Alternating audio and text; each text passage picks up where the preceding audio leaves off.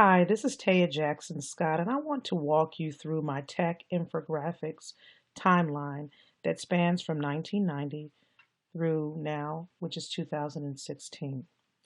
I want to highlight some of the categories in 1990.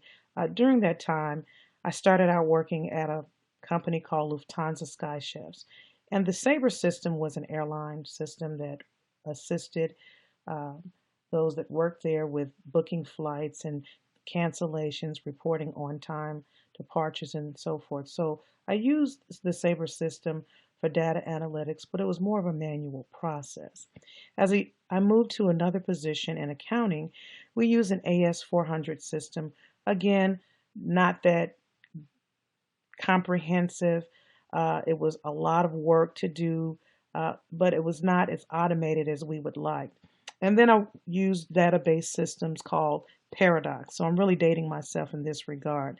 As I transitioned to St. Louis in about 1993, I started working for Washington University there, and I was a database administrator, and that was really my start in working with the Mac. As you can see the visual at the bottom, from the tan computer to now the MacBook Air, but we processed a lot of detail for scheduling in Excel, and then we moved to a system that was more automated and it worked with the various different hospitals that we serviced there. Moving to 2000, Y2K was the biggest scare during that period, and I can remember backing up a lot of different files. We really weren't prepared. And then that's when we started really looking at standard operating procedures, making sure that across the continuum at Washington University, that things were standardized.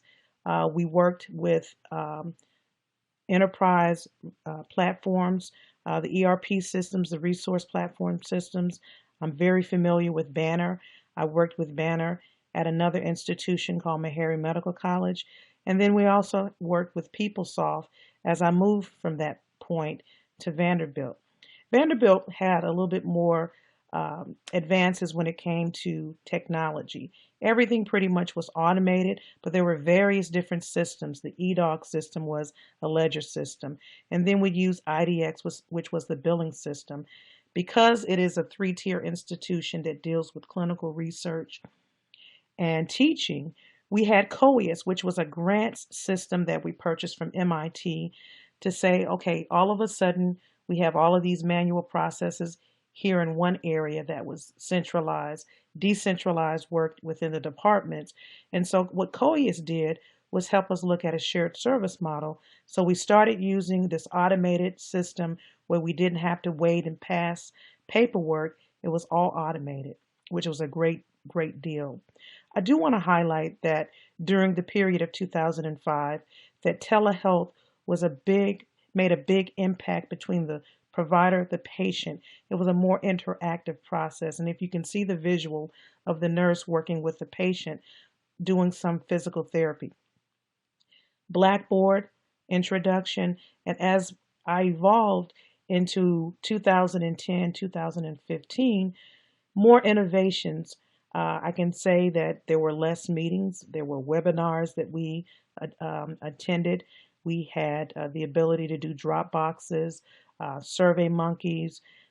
So it was really more innovative using a smartboard approach for faculty development, teaching students the touch and feel type of thing, and the just-in-time learning was really incorporated. 2015, the big data wave hit us. And so what was our source of truth? We realized that we had so many different systems that didn't interface. We had to do the LCME surveys, SACs, and so forth. So what systems did we need to implement and dashboards to start reporting this data out in a systematic way? And so the electronic health record was very instrumental during that time because now the paper had to be removed. The funding came from President Obama to say, hey, let's start using technology to process paperwork, to charge capture and Epic, and so forth. And now there's Trevecca. First experience with online learning. It's great. Time management is important. Twitter It's a great experience.